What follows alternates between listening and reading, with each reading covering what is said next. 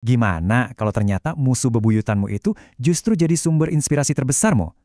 Yuk kita bedah bareng-bareng bagaimana Eropa di masa lalu memandang Kekaisaran Ottoman, bukan cuma sebagai ancaman, tapi sebagai cermin yang anehnya malah membantu mereka membentuk diri mereka sendiri. Oke, kita mulai dari tahun 1453. Dunia Kristen Barat lagi terguncang hebat. Konstantinopel, benteng terakhir Kekaisaran Romawi Timur, akhirnya jatuh ke tangan Sultan Mehmed II. Nah, kutipan dari Paus Pius ke ini benar-benar menangkap ketakutan zaman itu. Perasaan kalau kiamat sudah di depan mata, dan yang paling parah, mereka merasa kalau justru perpecahan di dalam lah yang, ibaratnya, bukain pintu buat sang penakluk. Dan ketakutan itu bukan tanpa alasan loh. Coba deh, lihat seberapa cepat ekspansi mereka. Dalam waktu kurang dari 100 tahun, Ottoman melesat dari pinggiran Eropa sampai ke jantungnya. Belgrad, Rhodes, Hungaria, semua jatuh. Dan puncaknya, pengepungan Wina tahun 1529. Kekaisaran Ottoman saat itu benar-benar kelihatan, tak terhentikan. Oke, sekilas ceritanya kayaknya simpel ya. Ottoman itu ancaman besar. Titik. Tapi, disinilah ceritanya jadi jauh lebih rumit dan jujur aja, jauh lebih menarik. Di balik semua omongan soal perang dan rasa takut, tersembunyi sebuah paradoks yang luar biasa. Ini dia pertanyaan kuncinya.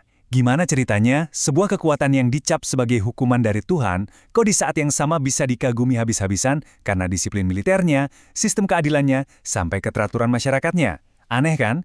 Yuk kita bedah kontradiksi ini. Coba lihat betapa kontrasnya dua pandangan ini.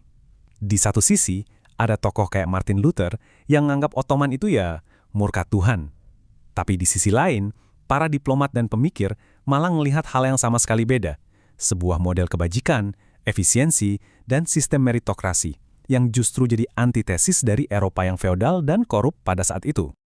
Terus gimana dong ngejelasin paradoks ini? Kuncinya ada di cara orang Eropa memakai rasa kagum mereka. Kekaisaran Ottoman itu dijadiin semacam cermin raksasa, cermin yang mereka arahkan ke muka mereka sendiri buat nunjukin semua borok dan kekurangan mereka. Para ahli menyebut strategi ini pujian yang mempermalukan. Ini tuh sebuah strategi retorika yang cerdas banget dan super efektif.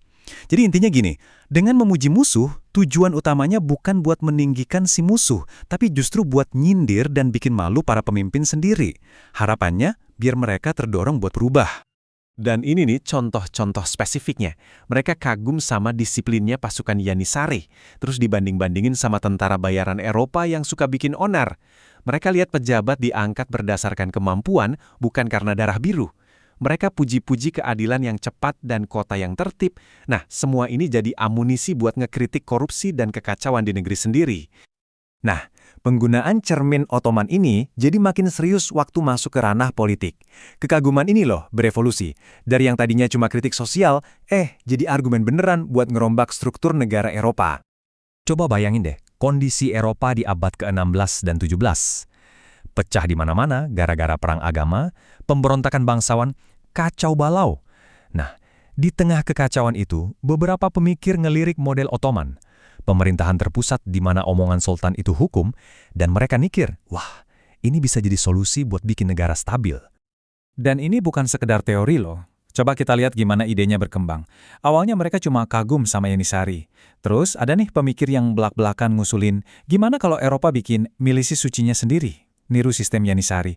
Dan puncaknya, mereka mulai ngomongin soal raja-raja Eropa yang harusnya mengadopsi kekuasaan absolut ala sultan. Kutipan ini, wah belak-belakan banget.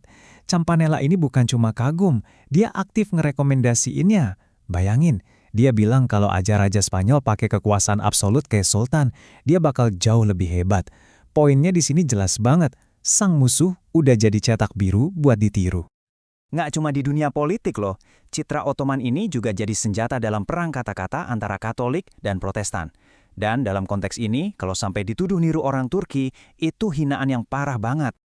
Pihak Katolik saking niatnya sampai bikin istilah Calvino-Turcismus buat nyerang Protestan. Coba lihat tabel ini deh. Mereka nunjukin kesamaan antara ajaran Calvinis sama Islam. Misalnya, sama-sama nolak patung suci, sama-sama nyederhanain ritual. Tujuannya? Jelas banget buat nuduh, hey, ajaran kalian tuh lebih mirip Islam daripada kekristenan yang beneran. Jadi kesimpulannya gimana? Jelas ya, kalau hubungan Eropa dengan Kekaisaran Ottoman itu jauh jauh lebih dalam dan rumit daripada sekedar cerita perang dan musuh-musuhan. Nah, ini dia intinya. Buat Eropa di zaman itu, Ottoman itu bukan cuma kekaisaran yang harus diperangi di medan tempur. Ottoman itu sebuah ide, sebuah konsep yang jadi bahan perdebatan sengit di universitas, istana, dan di tengah masyarakat luas. Ide tentang Ottoman ini jadi kayak pisau Swiss, serbaguna banget. Dipakai buat nyindir pangeran biar bersatu, buat argumen perlunya negara yang kuat dan absolut, sampai buat ngebentuk identitas Eropa itu sendiri.